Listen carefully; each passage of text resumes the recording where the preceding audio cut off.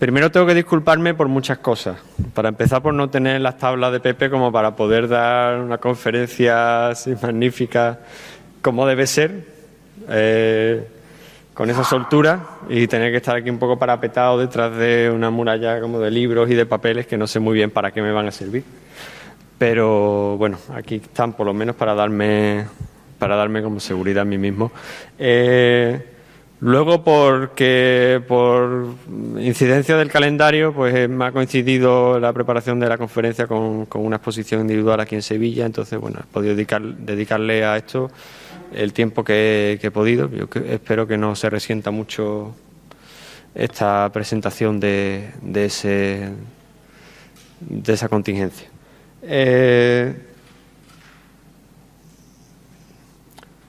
Pepe decía que él creía que le habían invitado por uno de sus últimos proyectos. Yo no sé tampoco muy bien exactamente por qué me han invitado. También me parece intuir, aunque no sé si estoy muy acertado, que es por una de las exposiciones que hice, en principio la que ha tenido como más envergadura, que tuvo lugar en el Centro Andaluz de Arte Contemporáneo hace ya 3 temporadas, justo ahora hace 3 años. Y esa exposición se llamaba Lo Otro, una exposición de artes aplicadas. El título de la exposición pues tenía una referencia que era muy clara y era lo que estáis viendo aquí, la cabecera de la revista, que creo que solo llegó a tener 2 números, no sé si estoy equivocado, que Adolf Loos editó en Viena en 1903, que se llamaba precisamente Lo Otro. El lo otro de lo otro, o sea, el otro de mi exposición, que se llamaba Lo Otro, no era solamente lo otro de Adolf Loos, eran muchos más otros, digamos. En realidad la excusa primera no fue precisamente Adolf Loos, sino fue un relato que leí de León Tolstoy. El relato se llama Haji Murat y trata de es un relato como de frontera. Él había estado en el ejército ruso en una época en el que había mucha belicosidad en la región del Cáucaso y había estado allí destinado. Y en esa época él conoció pues a personajes y tal, y entre ellos uno de estos personajes reales que él conoció pues era un caudillo, y alrededor de esta especie de caudillo, de este jefe guerrero, inventó como una especie de trama. Y en realidad a mí lo que me interesó es que el libro tenía, tal como yo lo entendía, tenía como 2 niveles. Era, por un lado, un relato en una narración épica, por así decirlo, y era también un estudio antropológico sobre la gente del Cáucaso. Y había algo que me llamó la atención particularmente porque estaba incrustado en el relato permanentemente, que eran las referencias a esos términos que la gente del Cáucaso empleaba en su lengua y que en el ruso en principio no tienen un equivalente, y que designan pues utensilios, comidas, incluso pues el tratamiento que se dan entre ellos, ¿no? Había una serie de palabras que para las cuales no digo ya el traductor español, sino ni siquiera el escritor ruso en su momento había encontrado un equivalente. Entonces estaban en el texto citados en su idioma original, y luego había una aclaración a pie de página explicándote qué significaba cada cosa.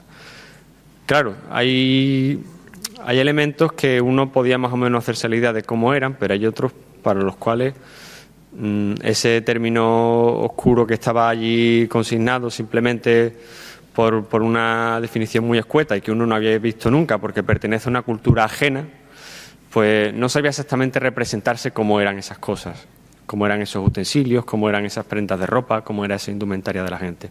Entonces yo tenía un proyecto antiguo antes de esta exposición, que fue luego el fundamento para esta exposición, que era tomar toda esta lista de palabras y hacer una especie como de reconstrucción visual de cada una de ellas, como una especie de diccionario ilustrado de toda esa terminología.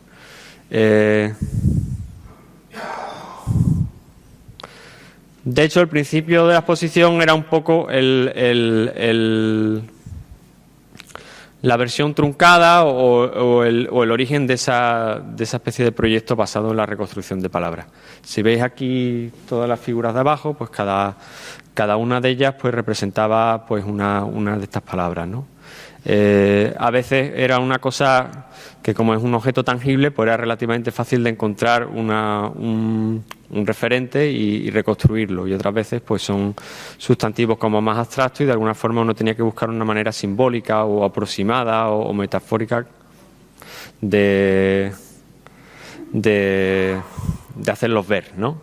Aquí, por ejemplo, pues entre los que pueden entenderse más fácilmente, pues estas tres piezas de vestuario, pues son lo que llaman una burka, que no es exactamente la burka que conocemos de los telediarios, sino más bien una especie de capote que se echaban encima. Hay un beshmet, que es esta pieza verde, que es una especie como de caftán caído.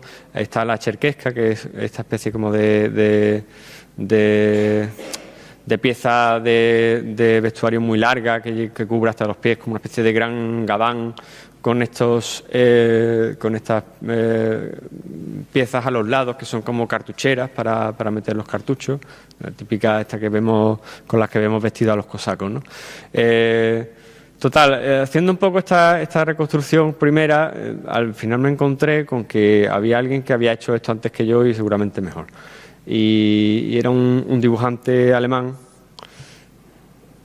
que se llamaba Theodor Horschel, que precisamente en la época contemporánea al relato de Tolstoy pues había estado dibujando por la región pues los tipos y a la gente del Cáucaso.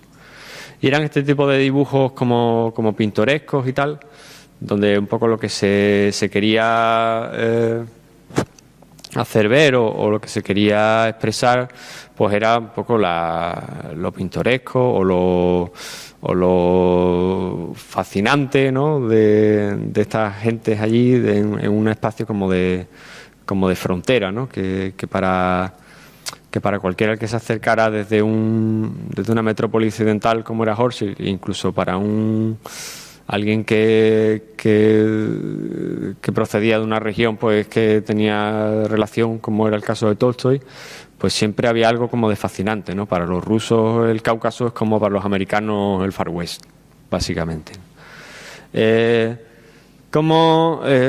Una vez desechado y truncado el proyecto de las palabras y dejado solamente como esta especie de apunte que hemos visto en la primera sala de la exposición, me propongo trabajar a partir de estos dibujos.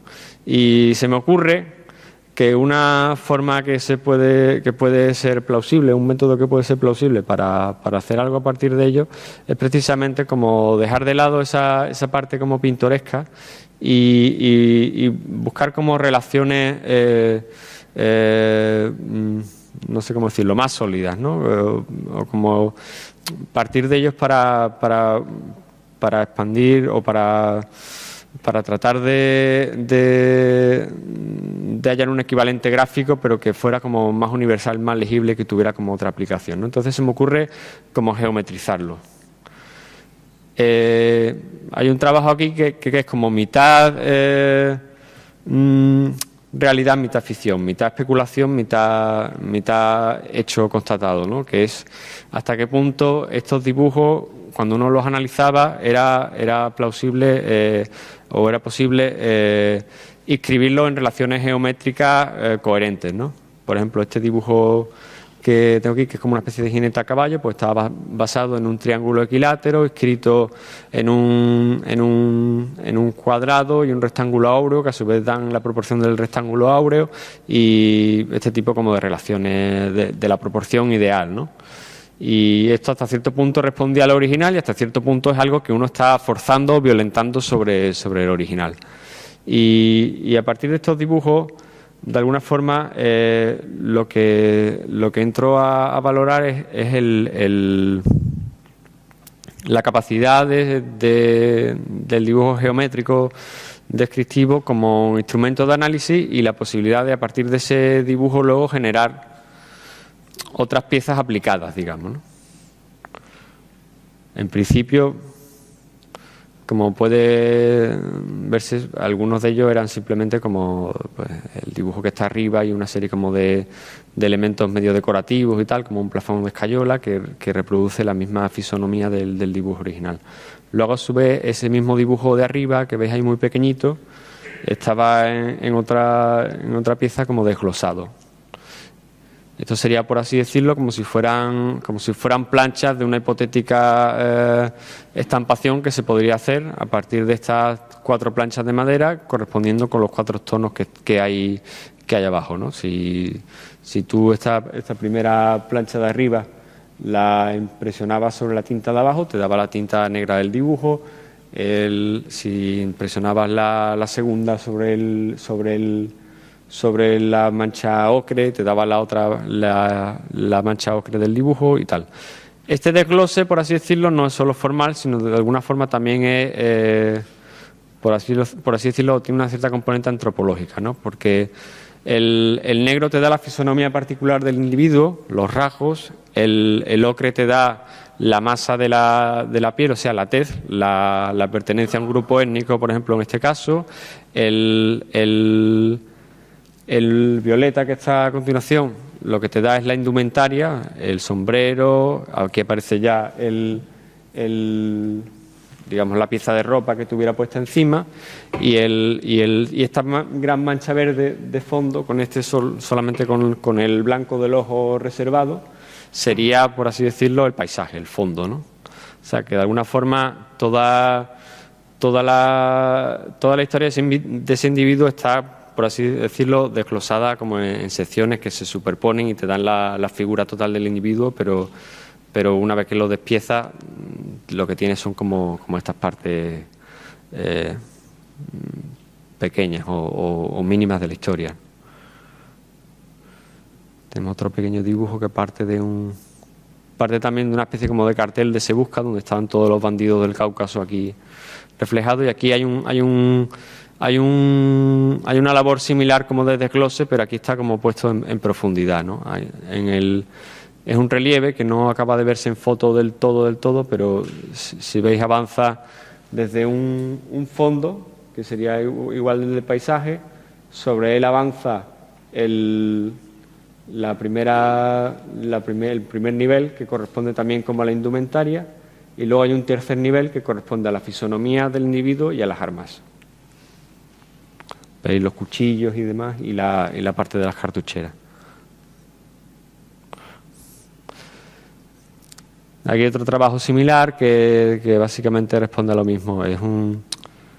Hay este primer dibujo, también con la fisonomía de un personaje, y aquí está desglosado en una especie como de fondo, no sé si se aprecia bien, las líneas que hay dibujadas sobre el rectángulo negro corresponden también como al perfil indistinto de ese personaje por su pertenencia al grupo étnico que correspondiera, ¿no? En este caso la ropa y el tocado. Y luego lo que hay al lado es un juego de plantillas que superpuestas y llevadas sobre la pizarra de la izquierda te permite trazar la fisonomía del personaje para llegar como al dibujo original, ¿no? Todos son juegos de desglose, de despiece, de reconstrucción de estos dibujos y de estas figuras, como para intentar contar lo que el dibujo original de Horschel igual dejaba como más en la superficie, no porque fuera simplemente por un poco la intención que tenía ese tipo de dibujo en su momento y la capacidad o lo que se le pide a un trabajo gráfico ahora, cuando aborda a su vez un trabajo previo que como que llegue un poco más al meollo o a la capa, a lo que el dibujo no termina de contar o solo cuenta como subliminalmente, ¿no? Por así decirlo.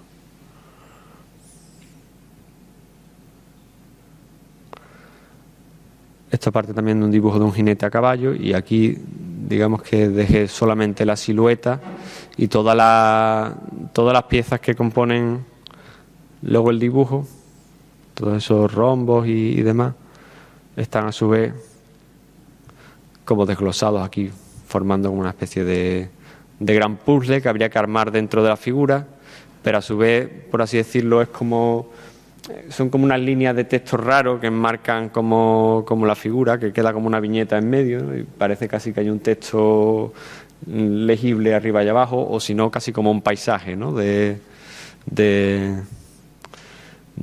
picos y de accidentes orográficos así un poco raros, ¿no? Y la parte que veis a la derecha son unos dibujos de niños que hicieron basándose en el mismo patrón, pues ellos lo rellenaron un poco como quisieron.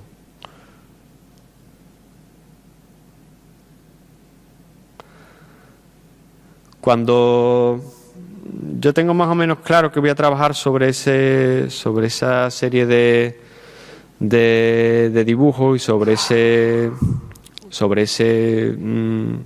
esas tipologías sobre ese tipo de lenguaje gráfico y sobre la posibilidad luego de extender ese lenguaje gráfico como a cosas que son medio objetos de uso, medio juegos, medio instrumentos de análisis. Me planteo que puede haber algo, o sea, que la exposición de alguna forma necesita como un grupo de contraste, por así decirlo, ¿no? Una serie de piezas que traten como de otra cosa y que estén relacionadas con el, de alguna forma, que estén relacionados con el tema. Y aquí reaparece un poco la idea de lo otro que enunciaba un poco al principio, ¿no? Tolstoy, de alguna forma, o Horschel también como dibujante, se habían acercado a una cierta categoría de lo otro, ¿no? Que era, por así decirlo, el extranjero o el bárbaro o aquel, digamos, que habita en el confín y al que tú te acercas siempre con esa especie como de mezcla de miedo y fascinación. Y ese miedo y fascinación había quedado reflejado en sus dibujos de alguna forma y yo había intentado, por así decirlo, hacerlo evidente mediante una metodología o mediante un instrumento de trabajo que se suponía que, por ser más aséptico, como es el dibujo geométrico, iba a dejar como ese tipo de relaciones más claramente. Pero luego hay lo otro, que es lo otro de Adolf Loos, ¿no? Es lo otro que no es ya el que es más remoto, más bárbaro o más incivilizado que tú supuestamente, sino que es eso que tú anhelas como un ideal de civilización para tu propia sociedad, ¿no? Y era un poco la pretensión reformista que se le supone al movimiento moderno, ¿no? Yo me ocupé de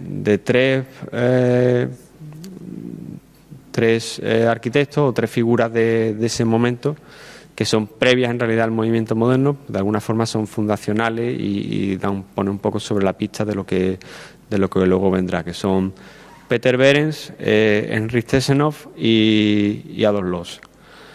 Y a partir de los trabajos de ellos, pues me propuse plantear una serie de juegos o de elementos que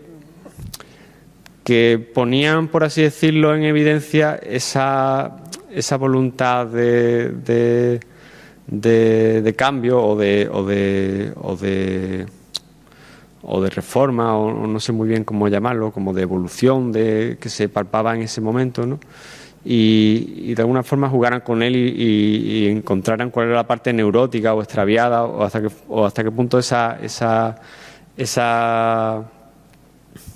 ideas tenían esa otra parte un poco oscura o loca o no sé muy bien cómo llamar. Esta es una viñeta que me gusta mucho, no sé si la conocéis alguno.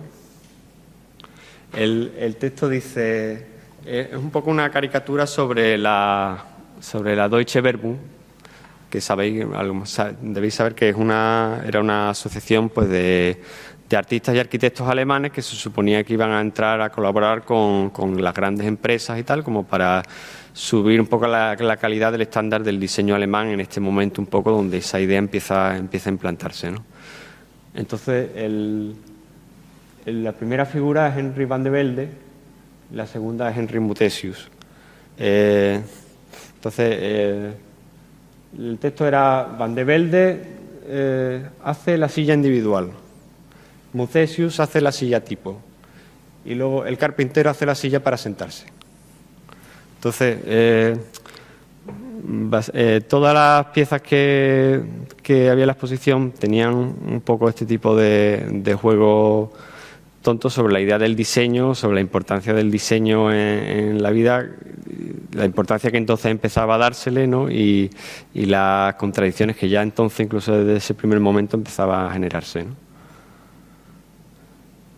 Aquí tenéis una vista de la sala tal como quedó, que tiene instalada una pieza que es esta que veis en primer plano o más cerca sobre el trabajo de Tesseno.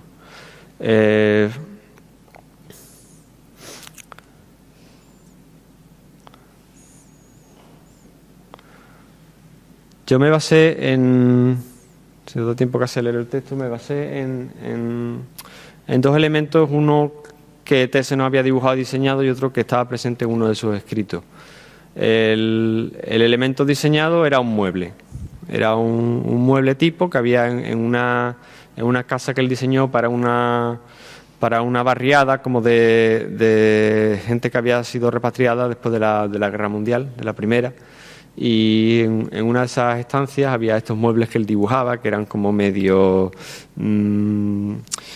parecía casi como algo del 19, pero como muy esencial, muy despojado de cualquier anécdota, ¿no? Casi llevados como a una pauta minimalista, pero todavía reconocibles como algo que podía estar presente en un hogar cualquiera, ¿no? Y es este mueble que tenéis aquí en el centro. Esta es una maqueta que construí yo primero, antes del definitivo. Es como una especie de mesita con un cajón y encima hay como una especie de pequeño aparador, que el original estaba cerrado como de una cortinita. Y luego las dos formas que veis al lado, a un lado y a otro flanqueando la imagen, esta especie como de línea quebrada, rara, así como de una forma compleja, y esta otra esfera perfecta, o este círculo perfecto, son unos diagramas que él utilizó en una conferencia suya para describir cómo estamos y cómo deberíamos estar. Él plantea como que hay un núcleo de intereses relativamente alrededor del individuo, formando como una especie de órbita, y que en el momento en que no estamos bien con nosotros mismos, por así decirlo, o que la situación histórica nos lleva como a una especie de desazón o desasosiego, ¿no? Hay que pensar que la conferencia pues fue también poco después de la guerra, pues esos intereses pues tiran de forma discontinua, están situados en puntos discordantes, ¿no? Y por eso generan esa especie como de forma distorsionada, ¿no? Y en un individuo en una situación ideal o equilibrada, todo ese tipo de intereses o de comportamientos o de estados de ánimos y tal, pues estarían situados como en una órbita, todos equidistantes del centro y formando una figura de un círculo perfecto, ¿no? Entonces, la idea del círculo y de la línea quebrada la utilicé para crear una especie como de rotonda formada por 4 versiones del mismo mueble tipo, en cada uno de los cuales había un juego distinto basado en las dos formas, ¿no? En estas dos caras primeras que veis hay el círculo primero está simplemente retirado del fondo del aparador, y la línea quebrada igual, ¿no? Son como dos piezas de puzzle que se hubieran sacado y se hubieran depositado ahí reposando sobre la mesilla. Luego, en la contigua, en la de la derecha, esas formas tenían una bisagra y se abatían una sobre la otra. En las otras dos caras había una pieza donde cada una de las dos formas estaba insertada en un eje con una manivela que podía hacerse girar de alguna forma para crear una figura de revolución que ya confundía, por así decirlo, las dos formas, ¿no? Llega un momento que en el momento que uno imprime esa acción que por un lado es el circular alrededor de la rotonda, pero por otro lado es el circular de las dos formas mediante el eje y la manivela, esas dos formas acaban empezando a confundirse. Y había un estadio final en que las dos formas quedaban empotradas. Es esta primera que se veía en la primera imagen, las dos formas aparecían empotradas de canto sobre un fondo de blanco. De alguna manera ahí ya la disarmonía o el desequilibrio entre esas dos formas quedaba, por así decirlo, rebajado mediante una estrategia drástica que era dejar los puestos de canto de forma que se confundían los dos en el mismo plano. Estaban contenidos en un solo plano y, por lo tanto, digamos que en la vista frontal de aquello ya no era posible prácticamente distinguir, aparte de los mínimos picos y sombras, en principio quedaba todo contenido como en un grosor de madera homogéneo.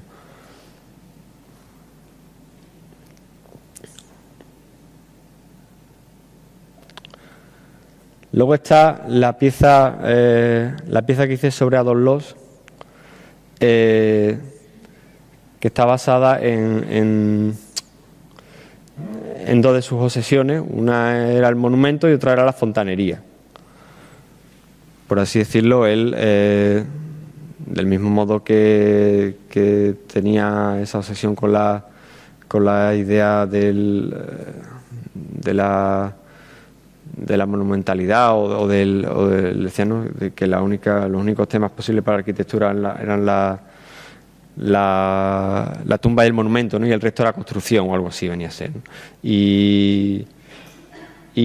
Pero por otra parte él tenía como esta obsesión con la reforma higienista de las cosas, ¿no? Entonces siempre estaba echando peste, entre comillas, de cómo se hacían las cosas en Alemania y tal, y para él el paradigma de la eficiencia digamos, el plan de vida, pues era siempre lo anglosajón, ¿no? Y él decía que la fontanería americana o las cañerías americanas eran las mejores y demás, ¿no? De su época que estuvo en Chicago tenía esta especie como de... Entonces yo creé algo que era, por así decirlo, era básicamente una letrina, donde de alguna forma el problema de la circulación de los residuos quedaba anulado, porque lo único que uno tenía que hacer era situar el compartimento que veis a la derecha, contenerlo dentro del de la izquierda y sentarse ahí a hacer uno lo que tenía que hacer, y las deposiciones sucesivas que ahí se irían conteniendo iban quedando compactadas en ese molde que veis ahí en negativo, que al final, si se desmoldara y quedara el positivo equivalente de eso, sería una réplica de la tumba de Adolf Loos.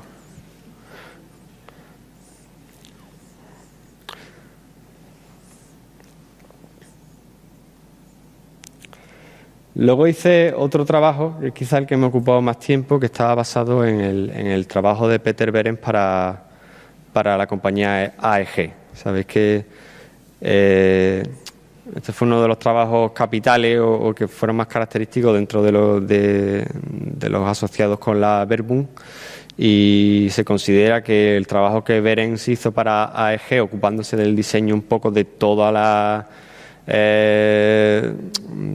gráfica y de todos los objetos y de todo lo que tenía relación con la compañía, es, por así decirlo, la primera idea de identidad corporativa tal como se entiende, ¿no? La primera vez que alguien se ocupa de diseñar toda la imagen de una empresa desde los elementos más simples hasta los más complejos, ¿no? De todas las versiones que Behrens hizo para el logotipo de AEG, yo me quedé con esta, que es como muy icónica y que está basada en este diseño donde hay un círculo con un hexágono inscrito, y a su vez tiene dentro ese dibujo como de celdilla. Dentro de cada una de las celdillas había escrito AEG, ¿no? Las tres letras que componen la sigla de la compañía. Aquí ahora mismo está eliminada esos caracteres y solo vemos, por así decirlo, el dibujo.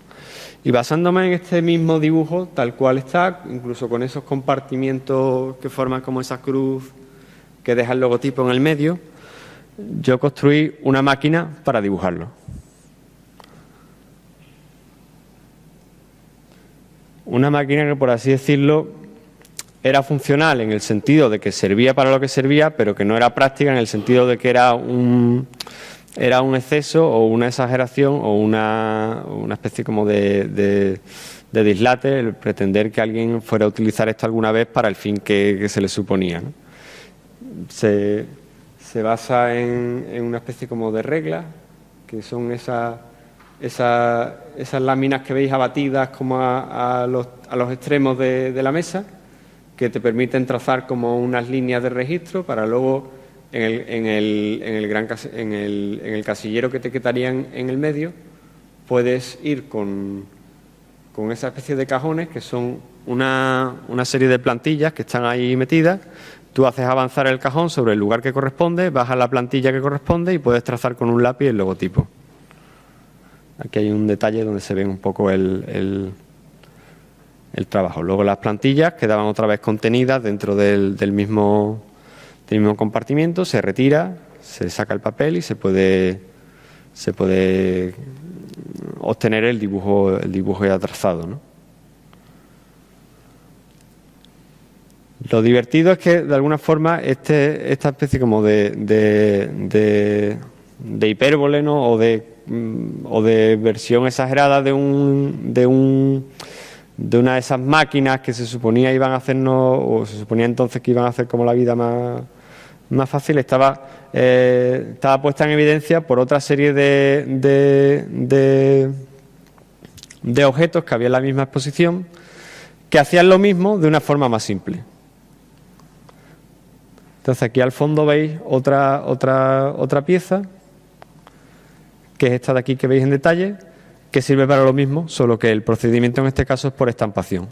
Entonces aquí cada una de estas son como una serie de sellos de madera que están puestos en un cajón. Tú puedes cogerlo de esas asas, que son esas asas semicirculares que se ven por detrás, lo retiras, estampas las líneas como de registro y tal, y luego vas con el gran sello central, lo estampas en el centro y listo.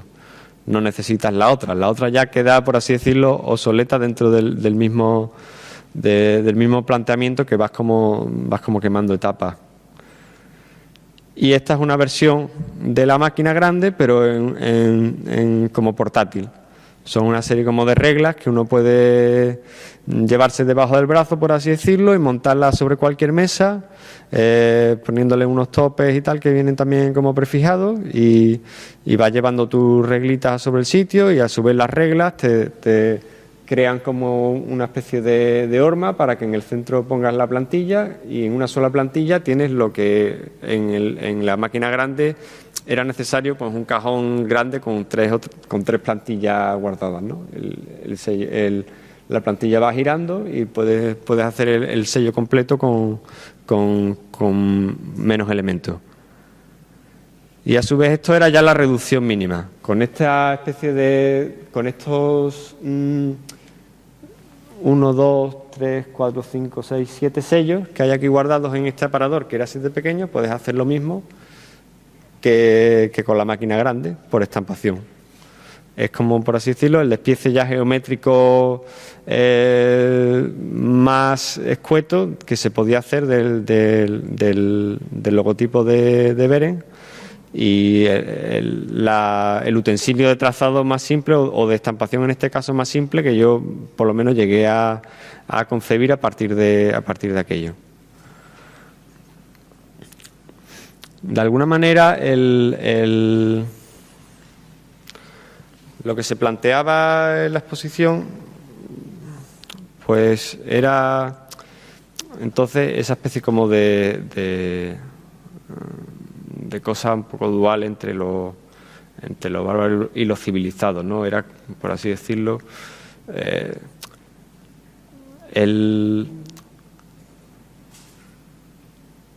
los foráneos o los extranjeros y tal, y lo bárbaro de la gente del Cáucaso era reconducido mediante un lenguaje universal, geométrico y aceptable, y lo supuestamente civilizado y como, por así decirlo, el producto de la gran metrópoli era, por así decirlo, puesto en evidencia, pues que había todavía una componente ahí como de pulsión o de no sé cómo decirlo. También era el momento como más álgido de la crisis, y esta especie como de cosa alemana que se nos vino como encima, ¿no? Y yo creo que era como una especie de ejercicio que yo hice de ser como más alemán que los alemanes. Es decir, voy a llevar esta especie como de locura de la precisión y de la meticulosidad como al extremo, ¿no? Entonces estas cosas estaban todas construidas a marcha martillo y tal, pero de alguna forma, al hacerse tan evidente ese nivel de precisión, quedaba convertido en una especie como de contravalor, ¿no? Como decir, esto en realidad es un poco un dislate, ¿no? Y esta exposición se hizo también desde un punto de vista particular, porque de alguna forma yo analizaba como lo exótico y lo foráneo y la frontera, y también el trabajo o el producto cultural de la metrópoli desde una posición que es la de aquí de Sevilla, que no es ni frontera ni metrópoli, que es provincia, ¿no? En el sentido de decir, no somos exóticos, no somos civilizados, somos una especie como de no se sabe qué. Y desde ese punto de vista, nuestro único recurso a lo mejor es como una especie de ironía, ¿no? De decir, bueno, pues sobre este tipo de cosas podemos como estar en una posición como observante y jugar con ello. Había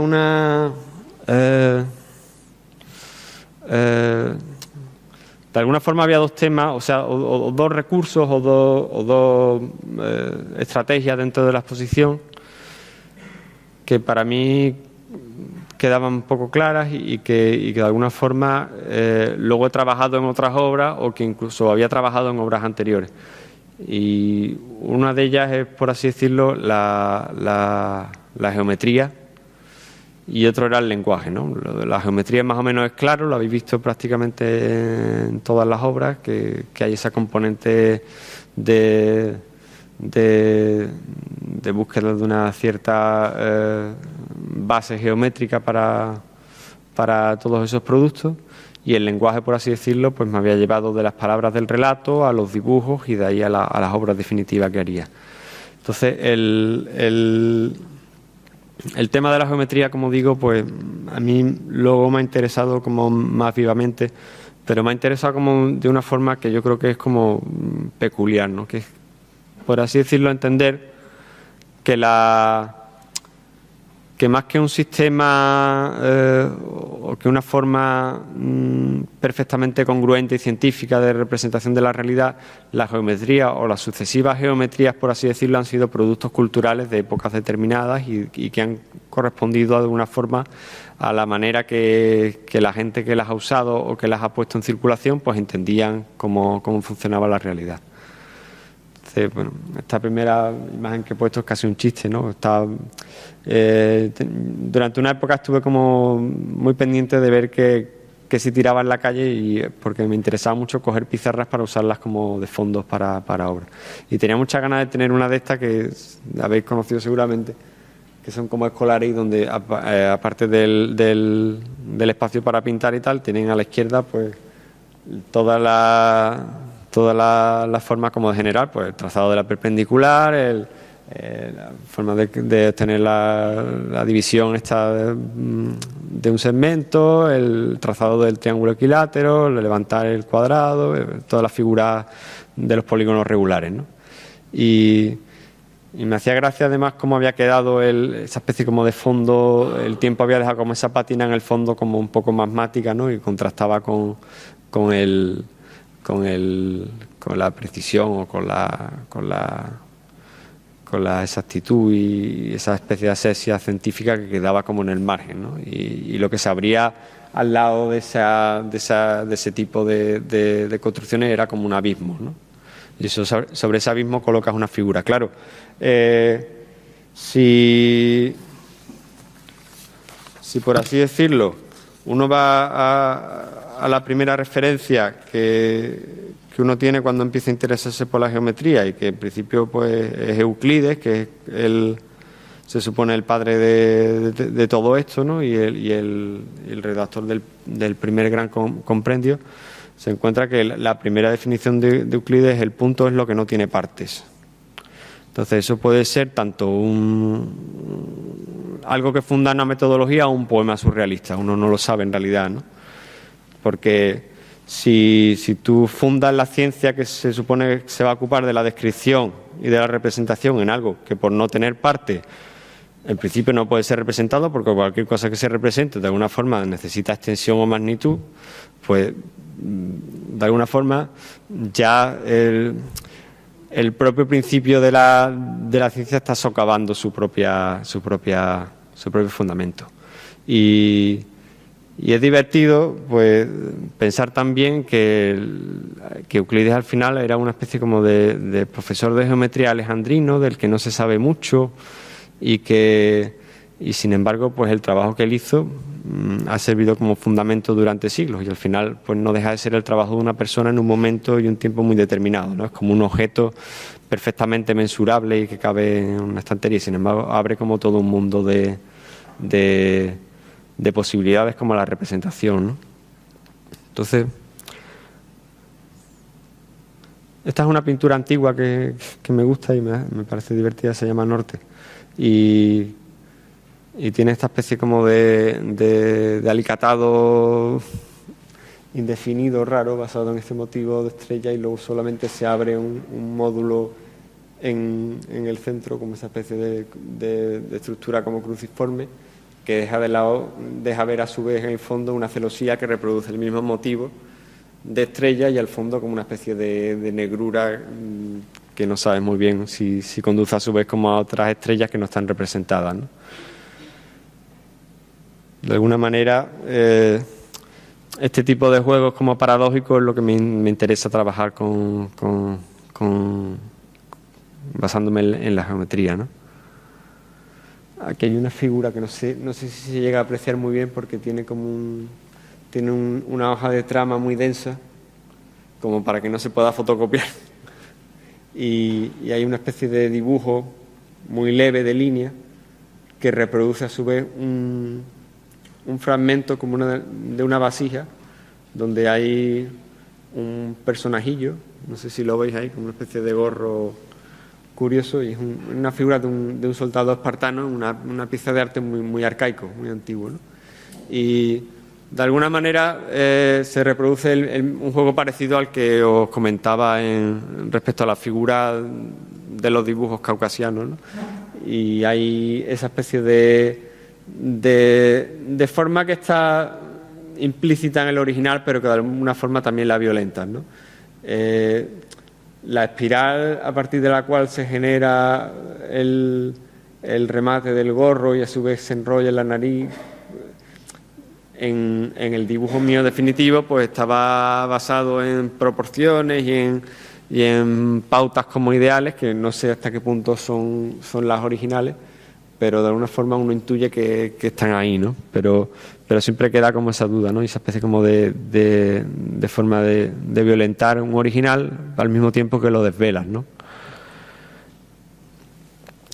Luego esta pieza me gusta mucho porque esta que veis aquí de las pizarras, porque viene a demostrar un poco que también estas cosas se cuelan muchas veces por azar, ¿no? Yo compro estas pizarras pues en una tienda cualquiera por tener también un soporte que me hubiera gustado usar para algunas cosas y tal, y entonces las pizarras vienen tienen dos caras diferentes, una es completamente lisa y otra veo que tiene, la veis a la derecha, viene como esa especie de retícula. Me pongo a medir y me doy cuenta de que si uno coge el módulo de esa retícula y lo utiliza como la unidad a partir del cual se va generando el rectángulo áureo, o sea, se va repitiendo 1, 1, debajo de ese 1 el 2, el 3, el 5, el 8 y tal. Cuando completas el rectángulo áureo te da la proporción casi exacta de la pizarra tal como viene. Creo que faltan 2 milímetros. Y entonces lo que hago es como poner eso en evidencia mediante esta especie como de trabajo en madera de tarracea, que ahora veréis que luego he repetido en otras obras, y donde se van se va viendo la línea que va recorriendo los cuadrados que forman el rectángulo áureo, como si fuera una especie como de espiral rectilínea o algo así, y está hecho solamente a base de trozos de madera de caoba maclados, o sea, puestos como en distintas direcciones para que solamente sea el comportamiento de la luz sobre las direcciones de la veta lo que te crea la figura, ¿no? Pero sobre todo es como una especie de elemento mínimamente intrusivo, solamente como una especie de tapa que uno podría poner a lo mejor sobre esa retícula luego, pero que pone en evidencia que hay como dos sistemas debajo de esa trama, ¿no? Uno que es puramente aditivo y que solamente se basa como en la retícula y en retícula que se puede extender permanentemente por la repetición del mismo módulo, y otro que sin embargo es como generador, cada vez como de más extensión, ¿no?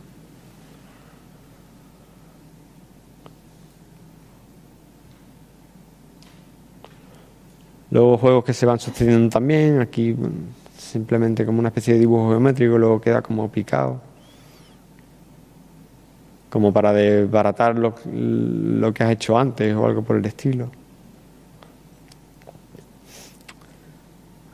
Esto también era un juego parecido, también basado como en algo accidental, una especie de cartón, que es lo que veis en esa especie de fondo negro que hay en la figura de arriba, que estaba simplemente manchado de pintura del estudio, un poco accidentalmente, y a partir del cual yo me propongo crear la figura de abajo como si fuera una traducción de esa especie de accidente, pero basándome también como un sistema organizado, ¿no?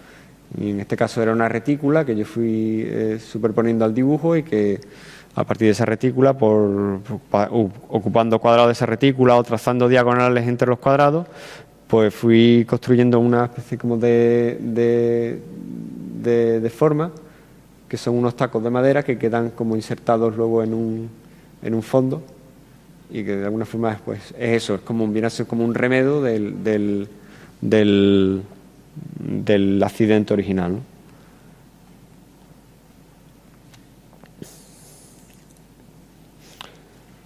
Luego está también jugar como con iconos un poco evidentes y darte cuenta de lo que pasa a veces con una alteración mínima, ¿no? En este caso la cruz pues también estaba basada en un sistema, o sea, está basado como en un módulo que se iba repitiendo, que tomaba el mismo ancho de la cruz, y también basaba en eso la extensión total de los dos brazos, y a la hora de cortar los ingletes para insertar los dos brazos que quedara de eso, pues se desocupaba algo, quedaban como 4 tacos, que era que luego yo me propuse como reconstruir e integrar otra vez en el icono, ¿no? Entonces, esta especie como de grano o de excrescencia rara que le queda a la cruz a la derecha es el resultado son los tacos que quedan de haber cortado la cruz para poder formarla, ¿no? Y queda como una especie de nuevo módulo que se adhiere, digamos, como al original, y trastoca la forma y la convierte como en algo un poco chocante.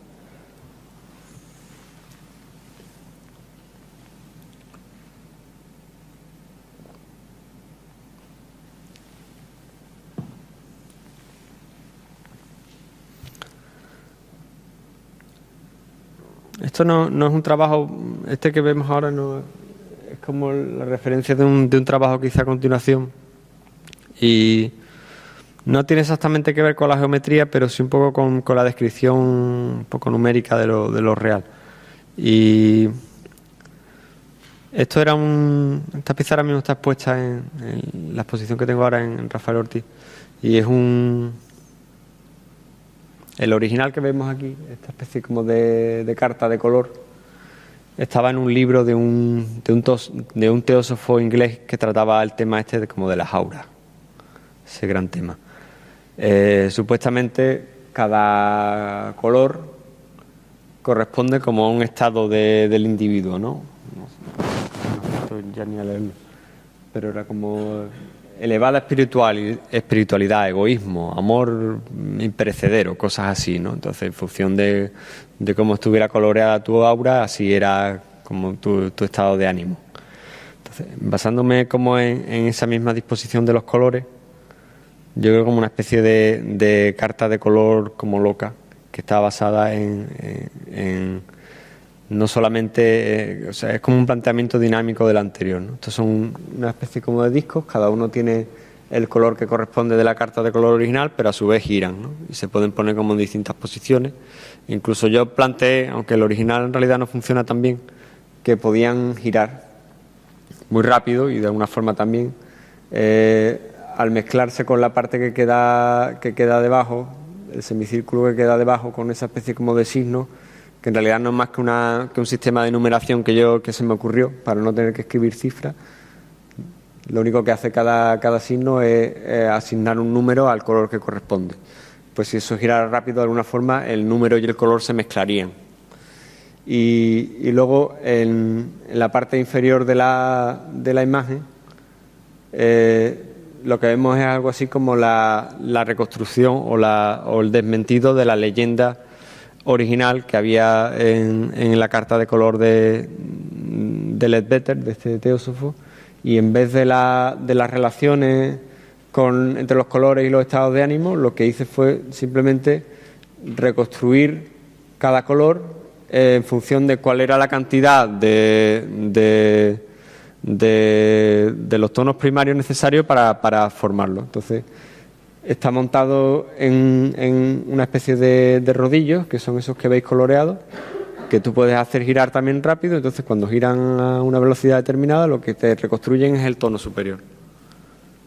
Si tú tienes, por ejemplo, el primero, que es una especie como de morado y tal, le das a ese primer rodillo que tiene un poco de azul, un poco de rojo, la cantidad más o menos que yo fui fijando en función de la impresión visual que recibía, y girando a esa velocidad tienes el mismo tono. O sea, que por así decirlo, los dos niveles del cuadro se refieren cada uno al otro, ¿no? Y es como una especie de cortocircuito, porque en lugar de llevarte como a otra cosa, como era el caso del Leadbeater, ¿no?, asociaciones como entre el color y la espiritualidad, o entre el color y el estado de ánimo, te remite a un color que se pliega sobre sí mismo, ¿no? Y que de alguna forma el color entendido de esa forma es simplemente como un registro dentro de un espectro enorme e indefinido, cada uno de los cuales, cada uno de los tonos es solamente un punto de esa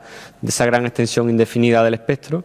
Y de alguna forma para mí eso tiene un significado o más irónico o más místico todavía que el que él le asignaba, simplemente por el mero capricho de entender que cada color tiene una relación con un estado de ánimo, ¿no?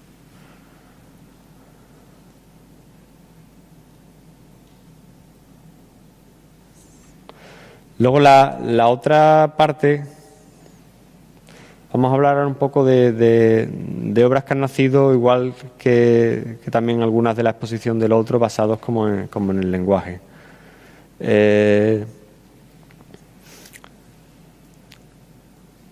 Esto es un texto que veis aquí de un poeta griego arcaico, y él describe, por así decirlo, como su casa, porque él era también como un jefe guerrero.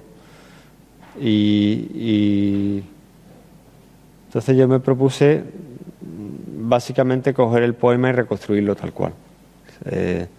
Él habla pues de todas las armas, los cascos que tiene guardados y tal en su casa, las espadas, como todo eso está a disposición de la próxima guerra que emprenda y demás.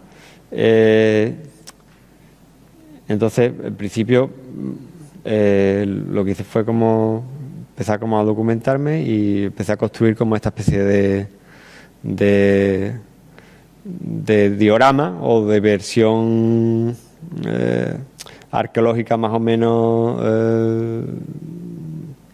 fundamentada o bien estructurada de los mismos elementos. O sea, yo rastreaba y veía cascos, la época que se supone que correspondían a la escritura del poema, cómo podían ser, qué forma podían tener, los escudos a su vez y tal, todo ese tipo de elementos. Lo divertido era que el hombre en el poema habla de la casa, de su casa, y en principio describe lo que hay colgado del techo y lo que hay posado en el suelo, pero no entendemos muy bien cómo es el espacio total. Entonces yo siempre me hacía, cuando tenía que pensar en cómo iba a ser el espacio completo donde yo iba a situar todo eso, no terminaba de verlo porque no estaba como descrito. Digo, bueno, el techo es más o menos de una determinada forma, el suelo me imagino también cómo es, pero en realidad cómo es toda la extensión de ese espacio. Entonces se me ocurrió que si él no hablaba de ese espacio, no lo describía en su totalidad, yo tampoco lo iba a representar en su totalidad. Entonces la casa de este hombre, tal y como yo la iba a reconstruir, iba a ser una especie de constructo imposible donde suelo y techo prácticamente están unidos. Y es como al final queda en el dibujo, donde prácticamente la casa del poeta, como yo la llamo, es inhabitable. Es, por así decirlo, solamente una amalgama o una especie de buhardilla donde está contenido toda su panoplia de armas y tal, pero donde, por así decirlo, no es posible la vida ni el habitar. Solamente es como una especie de contenedor de sus obsesiones o de sus inquietudes o de su naturaleza.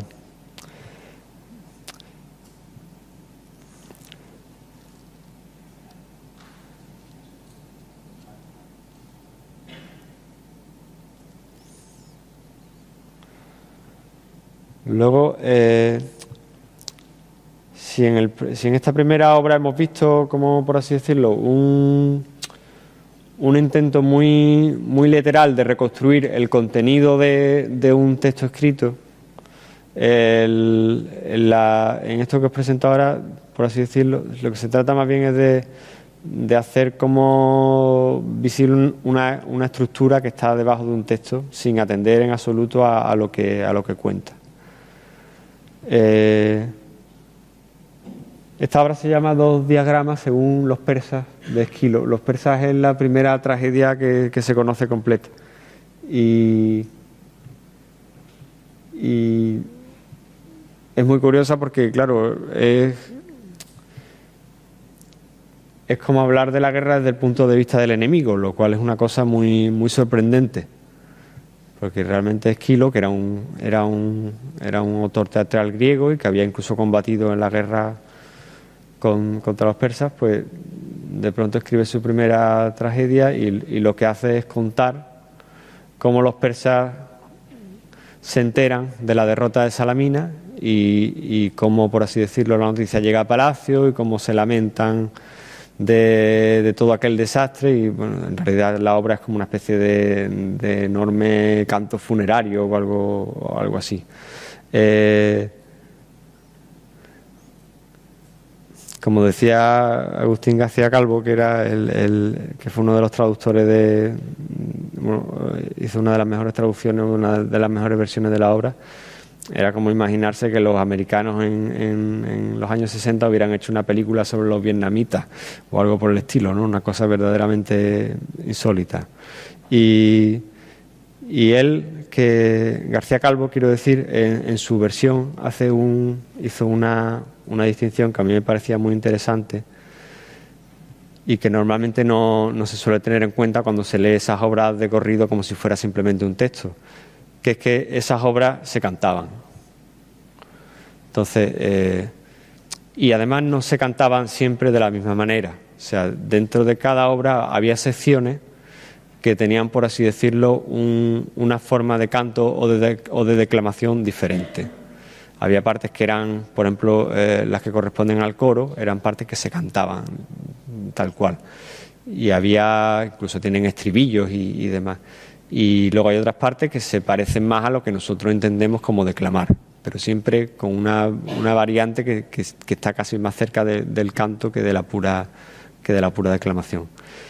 Y él hizo esa observación y la indicó en el texto, cada párrafo a qué forma de decir correspondía.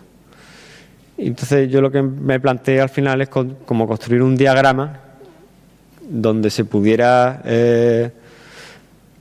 seguir esa pauta, ¿no? Y que de alguna forma esa estructura como interna de la obra, basada en la forma del canto o la forma del decir, pues quedará como representada en una especie como de escaleta, casi por así decirlo, ¿no? Y entonces simplemente cogí la obra tal como él la había subdividido a su vez en una especie como de secciones según se iba desarrollando el argumento. Medí la cantidad de versos que correspondían a la forma de canto correspondiente y a cada forma le asigné como un color. Entonces se lee, por así decirlo, como un cómic el diagrama. Empieza, ahora mismo no recuerdo exactamente qué correspondía, creo que el rojo es el canto puro, por así decirlo, ¿no? Entonces empieza como una primera sección que es declamada, luego hay una parte como de canto, luego hay otra parte como de declamación, en fin. Y luego hay otras partes como dichas, que son las partes como más frías. Creo que yo hice una especie como de constructo que era que mientras más cerca estuviera del habla, más frío iba a ser el color, y mientras más cerca estuviera del canto, más cálido iba a ser el color. Entonces, en función de eso, un poco fui también como una especie de casi como de infrarrojo o algo por el estilo, ¿no? Y luego hay otra parte al lado que es como más anecdótica, que la monté yo, que se refiere a las partes. Están distinguidas por color según quién interviene en la obra, ¿no? Por ejemplo, el amarillo es el coro de ancianos persas, ¿no? Y luego ya cada personaje pues está también distinguido en un color. Y se va leyendo igual, como si fuera un cómic, de izquierda a derecha y de arriba a abajo. Y vas viendo según se va coloreando una sección, pues interviene un personaje diferente. Otra cosa divertida que tiene la obra es que yo lo hice con los mismos medios con los que un griego del siglo prácticamente lo hubiera podido hacer, que es escayola volcada en un cofre de madera y pintada, como si fuera un estuco que se podía haber puesto en una pared de la época si los griegos hubieran concebido algo semejante al arte abstracto, ¿no? Por así decirlo. También basado en la obra, yo hice como una especie de maqueta de teatro que se ajustaba exactamente a las indicaciones escénicas que García Calvo daba de cómo tenían que ser las entradas y las salidas de los personajes en el momento que intervenían y tal, que bueno, en principio tampoco es algo muy específico porque corresponde más o menos al teatro griego tipo. Y en vez de presentarlo como si fuera la maqueta ya construida, lo monté al final como esta especie de recortable, que si tú luego doblas, montas las solapas y tal, pues te da como la forma del teatro tal cual.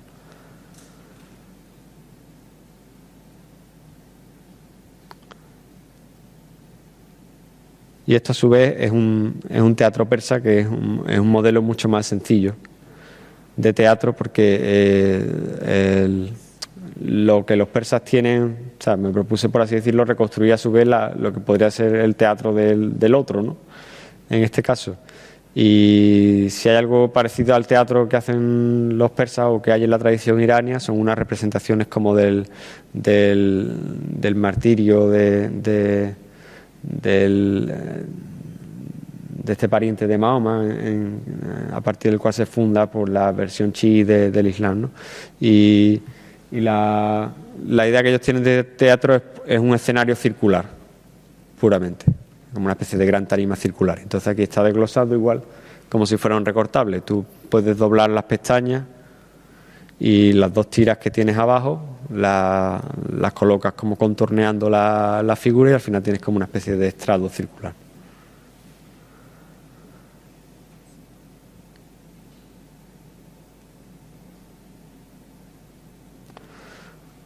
Seguimos viendo un poco cosas por verla, quizás de esto no voy a hablar mucho, pero a veces la idea del lenguaje, lo que de pronto se te cruza un concepto que te parece como algo interesante para ponerte como bajo su protección o bajo su influencia a la hora de realizar una obra.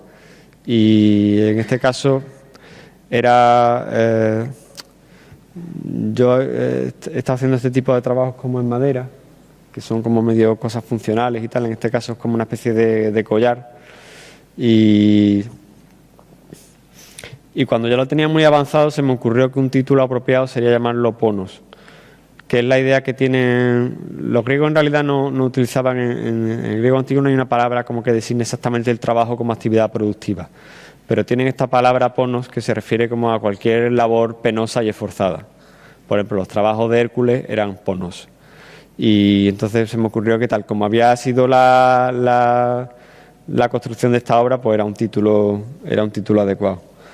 Y bueno, si veis aquí es la misma obra que a su vez se despieza en una serie de elementos que se pueden luego reconstruir de formas diferentes, como una especie de gran mecano. Y es un caso similar, está basado también en un concepto griego que es aidos, que es como una especie como de pudor, ¿no? Como esa especie de sobrecogimiento o de no sé cómo llamarlo, de sentimiento que uno tiene ante algo superior a él y ante lo que debe someterse, ¿no? Entonces es como una especie de cadena que uno se cuelga al cuello entonces, ¿no? Y que lo obliga a estar, o que lo obliga, como por así decirlo, a asumir esa especie como de carga o esa especie de obligación. Y a su vez tiene una decoración geométrica que, bueno, reproduce, por así decirlo, la idea que yo pueda tener de una ley superior ante la cual someterse.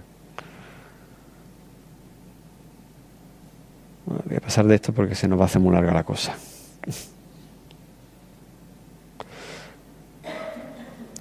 Bueno, como veis, hay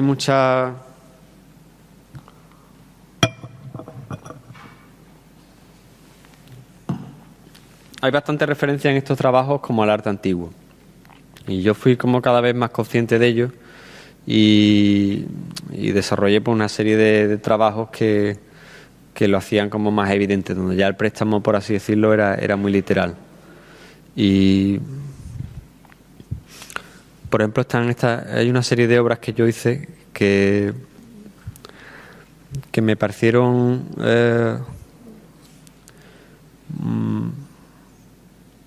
curiosas porque era como reparar en algo que hasta cierto punto no llamaba mucho la atención. Este tipo de representaciones egipcias de dioses y tal, por así decirlo, todo el protagonismo está centrado en la figura, ¿no? Como en muchas cosmogonías antiguas, pues todas las fuerzas, todas las potencias de la naturaleza se personalizan y son dioses como antropomorfos, ¿no? Y dentro de eso no hay mucho lugar como para el lugar, precisamente, ¿no? No hay exactamente un espacio o un fondo donde eso llegue a desarrollarse. Hay sobre todo seres o figuras que en estas representaciones actúan casi como el único referente de la imagen. Pero sí hay algo. Si os fijáis, veis que la figura está sentada como una especie de pequeño pedestal, ¿no? Las dos que tenemos, tanto a la izquierda como a la derecha. Y me di cuenta de que en casi todas en muchas representaciones de dioses hay como esta especie de pequeños elementos arquitectónicos elementales que en el fondo tienen un contenido simbólico muy grande, ¿no? Porque este estrado como tan insignificante o esa pequeña peanita, en realidad en la concepción egipcia de la cosmogonía es como la primera colina que emerge de una especie de océano indiferenciado, ¿no? Y entonces, por así decirlo, es como el primer fundamento de la vida. Y sin embargo, por así decirlo, toda la presencia luego de la imagen la cobra la figura del dios. Entonces a mí se me ocurrió destacar como esta especie de pequeños elementos, y entonces construí como una serie de piezas que están basadas en trabajos de marquetería, de chapado en madera, que era también como una especie de juego irónico, porque al final se plantean casi como pequeños souvenirs o cosas por el estilo, y lo que hacía era eliminar las figuras de todas estas representaciones y dejar solamente como los elementos arquitectónicos mínimos, esa especie como de pequeños accidentes o de pequeños hitos o de pequeñas referencias que estaban en estas representaciones, pues prácticamente en un papel como secundario o accesorio de los grandes protagonistas de la escena, que eran las figuras, ¿no? Este otro es es un lecho sobre el que el dios Osiris duerme durante la noche. Se supone que luego él hace que el curso del día pues se desarrolle, ¿no? Pero durante la noche él está como tendido en un lecho de estrellas. Entonces, de alguna forma también era curioso que ellos visualizaran el firmamento estrellado como una especie de mueble. O esta es otra versión como de la colina original sobre la que se alza una especie de ave mítica, una especie como de versión egipcia del ave fénix, ¿no?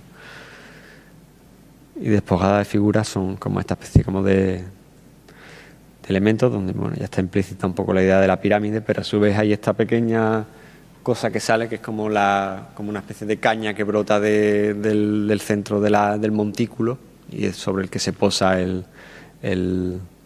ese ser, ¿no? Y aquí vemos que uno tiene un límite definido y el otro es como que no termina de acabar nunca, ¿no? Y luego están si veis todas estas figuras, están todos sentados como en esta especie de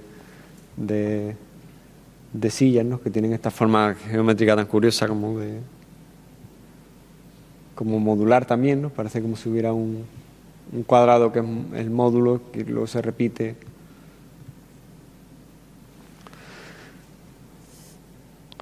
Y a partir de ahí yo creo un juego como geométrico donde hay una pirámide escalonada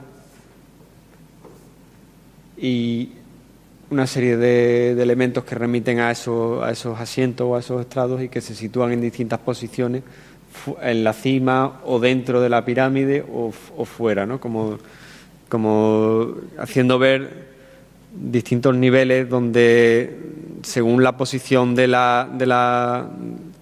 elemento también estás como en un plano distinto casi de la realidad, ¿no? Estás como en la cima del mundo o en el inframundo o como aparte, ¿no? Como sobre el nivel de la tierra donde se desarrolla como la vida corriente, ¿no? Mientras que los otros están como alojados en la pirámide que representa como una especie de espacio cargado o sagrado o definido por esas cualidades referentes a lo trascendente, ¿no?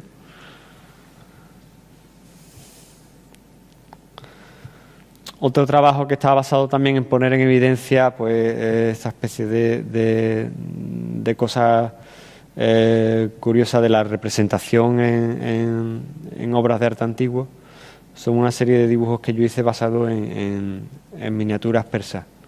Supuestamente el arte islámico no conoce la representación figurativa, pero eso no es así, como todos sabéis, porque hay una tradición muy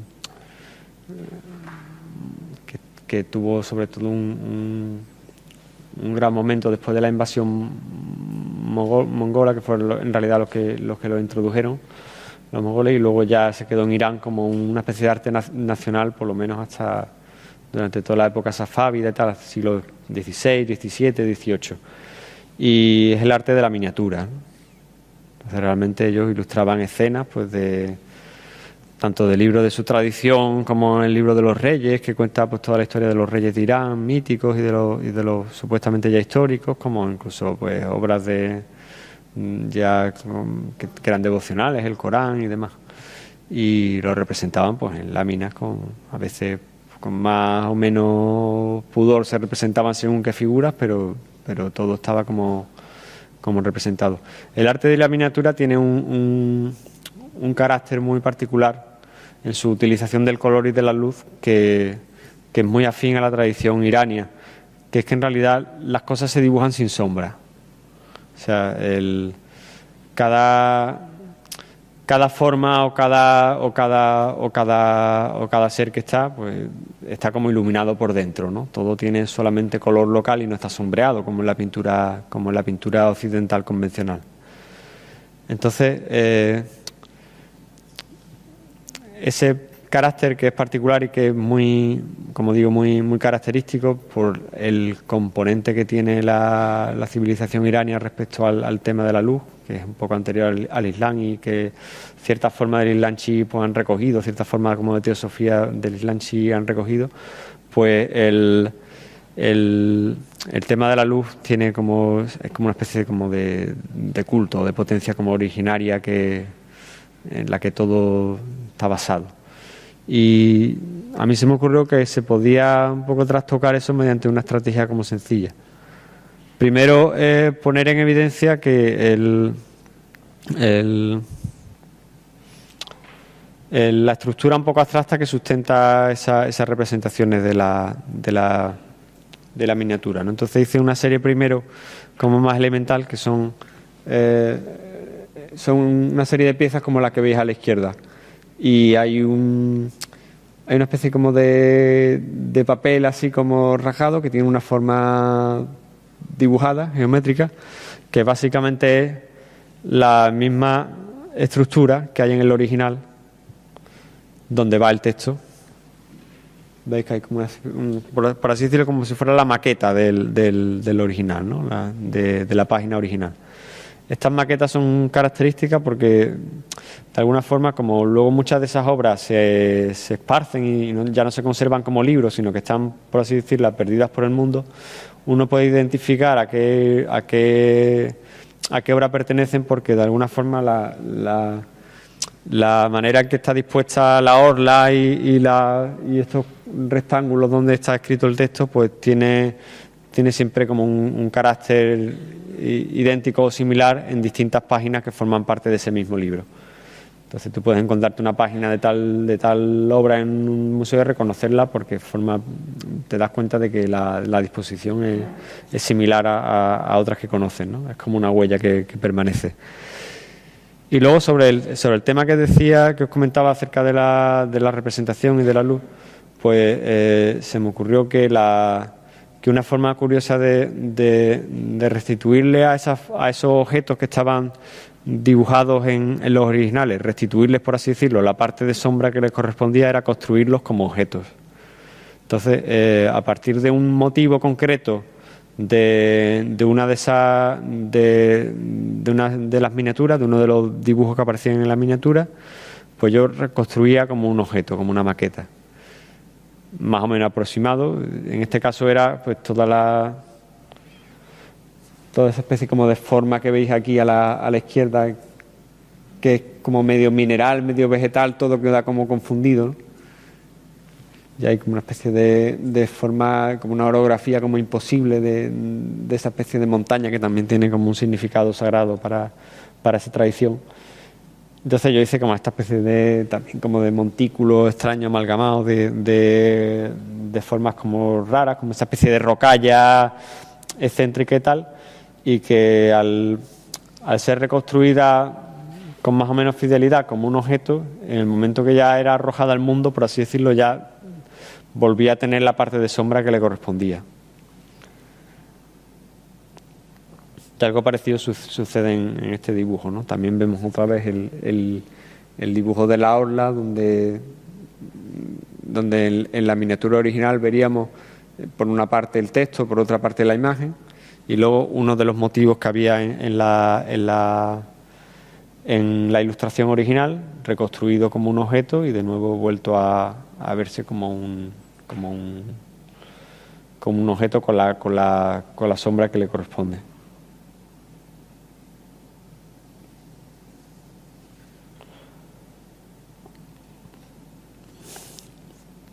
Más trabajo sobre miniatura. En este caso, también es curioso que ellos tienen, porque por lo general uno entiende que casi todas las representaciones dependen de un cierto o son ilustraciones que tienen que ver con una narración concreta, pero también tienen otro tipo de representaciones que son como paisajes abstractos y simbólicos que tienen que ver también con elementos de su tradición religiosa y cultural, ¿no?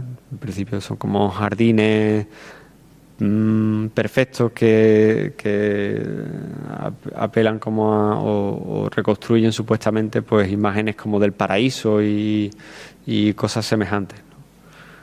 Y en este caso lo que yo hice fue como despojar de toda esa especie como de elementos vegetales que veis en la imagen, también de esta especie como de río, lo veis en el centro de la imagen, como una especie de forma serpenteante que corre hasta el centro. Y despojado de todo eso quedan una serie como de montículos solapados que forman como la idea del paisaje tal y como se entiende desnudo, ¿no? Hice como una especie de molde de todo aquello donde estaban esas formas que veis como de montañas raras y tal, y sobre eso se superpone una especie como de pasta muy fina que crea como un positivo, y luego ese positivo lo dibujo como si fuera un motivo, un objeto, ¿no?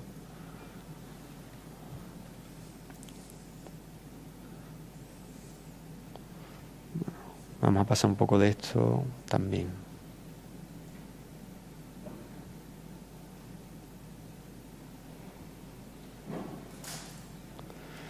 Por último, quería hablar un poco de la idea del resto, porque claro, toda esta pasión como anticuaria y toda esta, no sé cómo decirlo, idea del reciclaje de cosas que vienen de otras culturas, sean de culturas más distantes en el tiempo o más próximas, te llevan como a darte cuenta de que al final estás casi todo el tiempo como traficando con despojos, por así decir, ¿no? Y uno tiene que ser consciente de que inevitablemente estás cayendo permanentemente como una especie como de fetichización del resto, ¿no? Y del despojo de las cosas. Y eso a veces se convierte como en el asunto principal de la obra, ¿no? Y, por ejemplo, hice una serie de dibujos también donde me ocupaba del resto y del despojo también como algo que puede ser susceptible de convertirse en un punto de partida o de origen. Toda esta serie de dibujos, este es el primero de la serie, están basados en la descripción que se hace del ritual de fundación de la ciudad romana tipo. Entonces se supone que siempre que se fundaba una ciudad, por lo menos hay una idea mítica de que en Roma se hizo así en los orígenes, en los relatos que cuentan esa fundación mítica de la ciudad por Rómulo, pues en Plutarco o en Ovidio, pues se cuenta así. Se supone que se excava un pozo primero donde se colocan pues una serie de ofrendas y tal para los dioses como del inframundo. Luego ese pozo que a veces también se supone que tiene una cámara como abovedada en su interior, se cierra, se coloca una losa encima, y luego a partir ya de que se ha hecho como esa primera ofrenda viene como todo el ritual de emplazamiento definitivo, de orientación de los ejes principales de la ciudad, del trazado del primer surco alrededor del contorno del perímetro de lo que va a ser la ciudad futura, ¿no? Entonces, de alguna manera, esa idea del resto y de la ofrenda, pues está en este caso es como un despojo que se ofrece en principio para propiciar la fundación de algo nuevo. Y a mí me interesaba también que de alguna manera, el momento que yo me acercaba a eso, era como representar el despojo del despojo. O sea, ya esto era como un ritual como inaccesible y tal. Entonces, yo ya solo lo podía ver como como una especie como de construcción a posteriori, como una especie de dibujo arqueológico inventado, porque en realidad no responde a una observación hecha en ningún yacimiento, sino que es una reconstrucción. Aquí vemos como ese pozo en sección, digamos, ¿no? Con la cámara a su vez que quedaría dentro.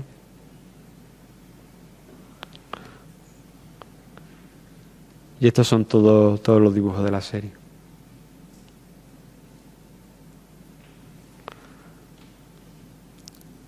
Luego al final yo hice un dibujo final que era un poco representar todos los restos que había quedado de todo mi proceso de dibujo, o sea, todas las maquetas, todos los modelos que tuve que crear para representar todos esos distintos espacios y demás, pues los puse como si fueran un muestrario o un tenderete, aquí lo veis, ¿no? Todo puesto al lado, casi como si fuera la manta de un chamarilero, pero a su vez casi era una prefiguración de una pseudo ciudad posible, ¿no? Que se había fundado solamente a partir de los restos que habían quedado del intento de reconstruir la fundación de el proceso de fundación de la ciudad cuando aún la ciudad no existía.